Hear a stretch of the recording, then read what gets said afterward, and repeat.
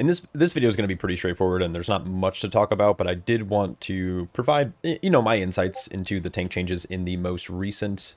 I believe we're in build. I believe this is considered beta build 5. It's like week 6 though of beta, so these are the changes that are coming this week or have somewhat been implemented. Now this is probably like the driest amount of notes that we've seen. Only 5 classes got changes, with not even every spec for each class getting changed. So Demon Hunter, Evoker, Paladin, Warlock, and Warrior were affected. Specifically for tanks, it's only Protection Paladin and Vengeance Demon Hunter. So I want to go over the changes a little in depth, give my thoughts, and talk about some of the issues. So starting off, we have the Vengeance Demon Hunter. Voidfall, or the Annihilator, has been significantly buffed. Aldrachi has been nerfed, but for kind of very obvious reasons. And then there were some slight changes to their kind of passive mitigation and healing, both positive and negative. So let's start off with the Annihilator changes. So Voidfall Meteor increased by 20%. Let me quickly swap over to whatever I had for Annihilator here, and just talk about it. So Voidfall Meteor is specifically kind of the core ability of the Annihilator. So it's the Voidfall. Fracture has a 35% chance to grant you 1 stack of Voidfall, and then upon reaching 3 stacks, your next Soul Cleave or Spirit Bomb actually should call down those Voidfall Meteors. So when you hit Fracture here, you're going to see Voidfall actually beginning to stack up. So the whole gameplay loop for Vengeance Annihilator is to spam Fracture. Unfortunately, it's a little RNG. Sometimes you can get them back to back to back. Sometimes you have to, cast Fracture a fair bit before actually getting the proc. One day, maybe maybe one day here it'll proc. Oh my God, Jesus Christ. There we go. Once you get 3, you get this little nice glow effect, and then your next spender should call down the meteor. So we're going to hit Spirit Bomb. Then we see 1, 2, 3. Now this ends up being a pretty significant chunk. Despite even soul cleaving a fair bit, 1 cast of Voidfall Meteor ended up being competitive with that damage. So it's a pretty massive damage jump. So that being increased by 20%, pretty good. We also got a buff to Meteoric Rise, which increases Fell Dev damage by 25%. It was 15, so a 30 give or take % buff to that. This is this talent right here. This, along with Final Breath, makes Fell Devastation actually a pretty powerful ability to hit in almost any scenario, whether it's single target or AoE, for obvious reasons. So Fell Devastation actually does like a fair bit of damage now. You're going to want to cast it fairly often. I'm not sure how much you're going to want to run Dark Glare Boon in the future, but that is a good change. Celestial Echoes also now causes Fracture to deal 30% more damage. It was 25. Now this is a little weird because Fracture was actually nerfed in a previous build by about 3%, I believe, if I remember correctly. They did like a 30-something% aura nerf, and then they buffed it by 50, but that ended up actually being a DPS loss. So this is making Fracture a little bit better, though it's still not that impactful. The major thing with Celestial Echoes is that it also grants additional Fury, which means you can Fracture or Soul Cleave and Spirit Bomb a little bit more often. But it does make Fracture also a little bit stronger, but like if you end up looking at the damage, I casted Fracture twice, Soul Cleave once, you can see that it's really not doing that crazy of damage. Especially once you start to filler in all of these other things like World Killer, Voidfall Meteor, auto attacks even.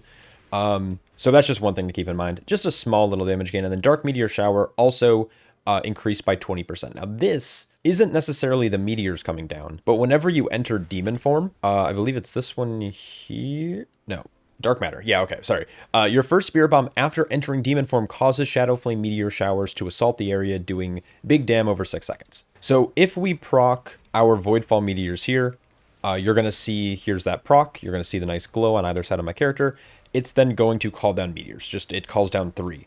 But when we enter meta and then Spirit Bomb, it's now not only going to call down those 3 meteors, but you're going to see these continuously falling because this is the meteor shower, which you can see here. It actually ends up doing a lot of damage. Actually, most of your damage in this kit is going to end up coming from your hero talent tree. So these are all really good changes. I still think that Demon Hunter is going to lack, at least Annihilator is going to lack a little bit from priority damage unless you're playing something like Focused Cleave. There's obviously, this is not the most ideal build in the world. This is just something that I had selected, but a lot of their damage is centralized around like this big AoE dump. And their priority damage ends up kind of taking a backseat just a little bit, at least in comparison to Aldrachi Reaver, which we'll talk about now. So swapping over to Aldrachi Reaver, these nerfs, I think some people are dooming a little bit too hard about these from what I've seen in like some general discourse. I don't think it's as big of a nerf as people are making it out to be, because I think it's significantly overtuned.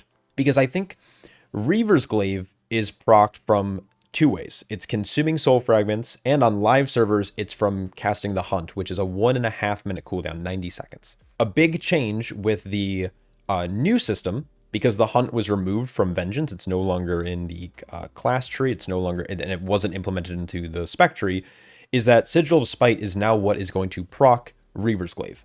This is a 1 minute cooldown baseline. And then if you play a talent like Cycle of Binding, it has a 15% reduced cooldown, causing it to be a 51-second CD, meaning that you're casting this almost twice as often. So I'm surprised we're not seeing a like 40% reduction on Reaver's Glaive or Fury of the Aldrachi or these other effects. We're seeing, you know, a minor hit of 25%, 26%, 25%, and 13%.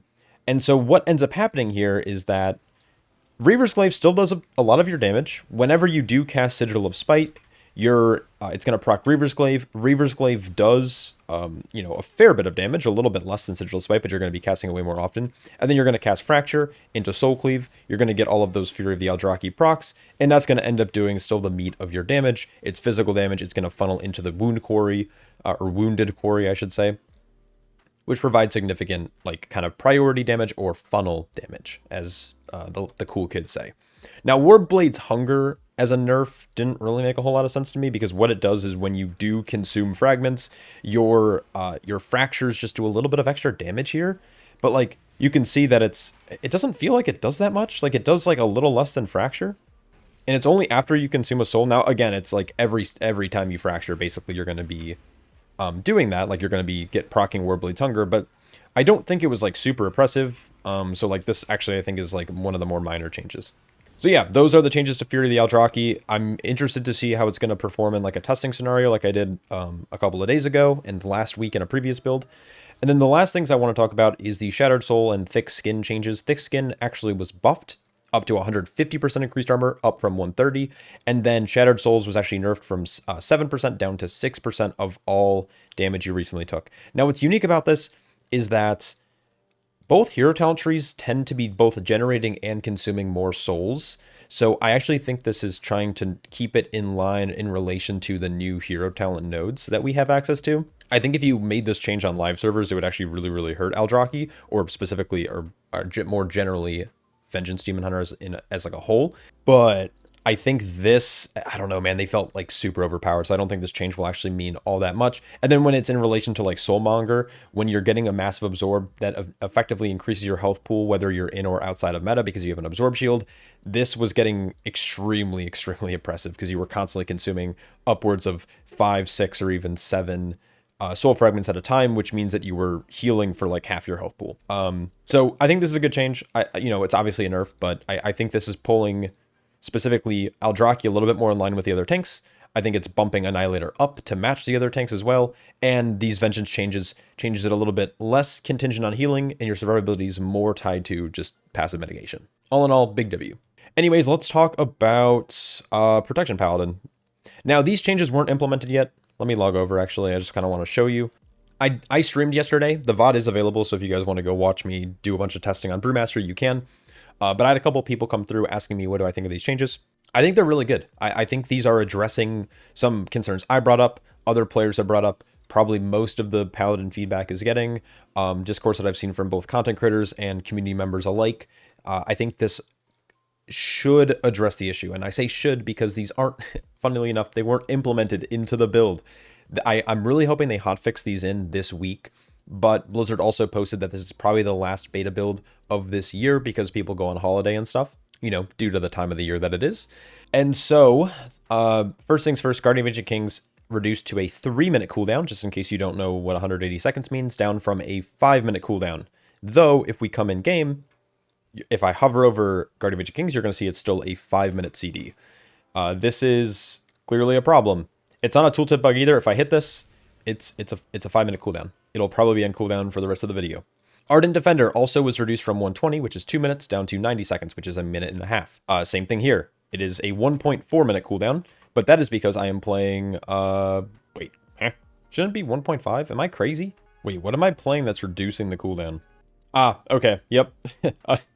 I'm so fucking dumb. I was like, I have no idea what's going on. Reduces the cooldown of Ardent Defender, Lay on Hands, and Divine Shield by 30%. Unbreakable Spirit is currently putting down to 1.4, so it is 30 seconds off. So if we open up a quick little calculator, oh my god, I'm about to embarrass myself, aren't I? So 120, this is 2 minutes. And if we multiply this by 0.7, which means a 30% reduction, it's 84 seconds, which should be give or take about, it's a little less than a minute and a half. Now, if we do the same thing for the updated, it should be about a 1 minute cooldown. So a minute and 3 second CD. So Ardent Defender is going to be in a much better spot in terms of how often you can use it. You'll be able to kind of rotate through your CDs a little bit more often. You might be able to go into a pull with Ardent into Wings or Wings into Ardent, and then you'll be able to fill in with Guardian of Ancient Kings as well. So that is a pretty sizable change. I do kind of miss the cooldown reduction though that Ardent Defender did get from spending Holy Power, but you know, it is what it is. Word of Glory was also buffed by 100%. This was a criticism I had in my most recent video where I just felt like they're self-sustained and Word of Glory wasn't really able to dig the Paladin out of a deep hole. There's a lot of reasons for this. Low stats is a big one. Not having the ability to have like external healing from a healer in a kind of a solo testing environment definitely made it feel bad as well. But Word of Glory getting doubled in its healing is pretty good. What's also significant about this is it has some like kind of cascading effects with some other talents, which I'll talk about in a second. But Aegis of Light, which is similar to Thick Skin for the Vengeance Demon Hunter, is like their base kind of passive armor increase for being in the tank specialization. It's being bumped from 20% to 55%. This is a pretty sizable change. I believe this was nerfed down to 20, like in the War Within or Dragonflight era when they wanted tanks to be like a little bit squishier, but it getting buffed back up is good. And then armor granted by Shielded Righteous increased by 30% as well. Again, none of these things are implemented, so we can't really test them, but on paper, this should be a very sizable buff to both their mitigation as well as their cooldown management. Guardian of Ancient Kings being on a 3-minute cooldown and still benefiting from the cooldown reduction of Guardian or Gift of the Golden Valkyr should make the cooldown like extremely short. Especially with how frequently you get Grand Crusade procs, it actually should make it like, I don't know the napkin math that I'd have to do here. It depends on like obviously the size of the pull. If you have at least 5 targets with Soaring Shield, it should make this like at least a minute and a half CD, and then you can play the second charge. Now my criticism of the second charge previously was when you have a second charge on a 5-minute CD, obviously you're still getting CDR, but it was like really bad. But if the CD is really short and you have 2 charges, it's actually kind of better. So Empyrean Authority might actually be pretty strong. The last 2 changes that they implemented or will implement hopefully in the near future, and knowing Blizzard it'll be the next build, is Light of the Titans surprisingly was buffed to heal an additional 40% over its time instead of 20. So this is a 50% buff. 50? 100? Technically doubling the value. So and then Solace causes consecration to heal for 300% of its damage done. Do you hear that comment section? I'm trying to correct myself. So the thing with Solace is that they're making consecration. Oh my god, consecration. There's no N. They're trying to make it still. They're trying to remove like the DR mastery component from it, but they're trying to still make it important to be in. So you have to play through Seal of Charity to get this talent. You have to. There's no other way to path through it, and then it will heal you for 300% of the damage it deals. Now, what's cool about this is there's a lot of additional kind of consecration buffing nodes. So you have Searing Sunlight, which causes the damage to happen immediately, and also both damage and healing to happen at 100% effectiveness. That would be really cool. You also have it increasing 100% additional damage when it hits just a single target. You also have things like Sanctuary, which gives you a 5% DR. There's a lot of these talents in here. It lasts 2 seconds longer, and it does 30% more damage with Consecration and Flame. And so there's all of these amped nodes that should, in theory, provide you with, if you have more damage reduction and cooldown uptime, having like this really cool, like, I don't want to call it like leech healing, but having like this passive aura of healing from your ground placed ability, I think is interesting. I'm wondering how it's going to play out, because I think that Protection Paladin has either been, and it's similar to like Warrior and other block-based tanks, aka Prime Warrior, you either don't take damage or you take a massive hit of damage. But this should help maybe fill your health bar back up without needing as much healer intervention. But unlike something like Brewmaster, which benefits from always having like a dot applied through stagger, I don't know how like impactful this is actually going to be, or if like what potential overhealing there might be in that. So I don't even know if this is going to be playable. But Seal of Charity is really good, especially when you start to tie it with like Hand of the Protector and stuff. You can have some like insane off healing potential. And then Light of the Titans, of course, getting being able to apply a hot to not only yourself, but also whoever you are healing, especially if you're using Seal of Charity, could also be pretty impactful. I think Tyrion's Devotion is also really strong, though, with Holy Power being spent. But I don't know, Light of the Titans getting buffed could shake things up just a little bit. Anyways, those are my thoughts on Paladin. Unfortunately, or the tank changes. I don't know when they're gonna hotfix it. As soon as they do, I will be sure to be testing it immediately. But until then, I'm probably gonna keep Paladin on the back burner just a little bit, because without the changes being implemented, it's still a pretty tough tank to test and play. It's not impossible. It's just I don't want to put my groups through that. I already make them play with a Brewmaster, so I don't want to make them play with a Paladin as well. Anyways, let me know what you guys think down below, and I will catch you all in the next one. Peace.